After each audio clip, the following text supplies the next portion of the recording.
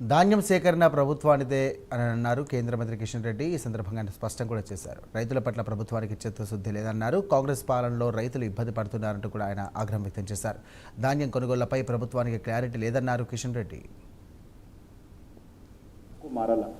తెలంగాణ రాష్ట్రంలో గతంలో పరిపాలించినటువంటి 10 సంవత్సరాల బీఆర్ఎస్ పాలనలో మరి మార్పు పేరుతో దొంగ మాటలు చెప్పి అధికారంలోకి వచ్చినటువంటి ఈ 2.5 సంవత్సరాల కాంగ్రెస్ పాలనలో తెలంగాణ రైతుల బ్రతుకు మారల. తెలంగాణ ప్రభుత్వము రైతాంగం పట్ల అవలంబిస్తున్నటువంటి విధానం మారలే. అనేక రకాల హామీ ఇచ్చి అధికారంలోకి వచ్చినటువంటి కాంగ్రెస్ పార్టీ తెలంగాణ రైతాంగం పట్ల ఎంత నిర్లక్ష్యంగా ఎంత నిస్సిగ్గుగా వ్యవహరిస్తుందో ఈరోజు ధాన్యం ప్రొక్యూర్మెంట్ ఈ ప్రభుత్వ పనితీరుకు రైతాంగం పట్ల వాళ్ళకున్నటువంటి చిత్తశుద్ధికి అర్థం పడతా ఉంది. దేశంలో ఎక్కడ లేని విధంగా తెలంగాణ రాష్ట్రంలో తెలంగాణ ప్రభుత్వము రైస్ మిల్లర్లు అధికారులు దళారీల మధ్యలో తెలంగాణ రైతులు విలవిలలాడుతారు. అంగట్లో అన్ని ఉన్నప్పటికీ అల్లుని నోట్లో శనన్నట్టుగా ఈరోజు ప్రభుత్వం యొక్క చేతగానితనం కారణంగా ప్రభుత్వానికి సమగ్రమైనటువంటి కార్యాచరణ ప్రణాళిక లేని కారణంగా ఈరోజు రైతుల పంట చేతికొచ్చిన తర్వాత వానదేవుడు ఆగ్రహానికి గురవుతా ఉన్నారు.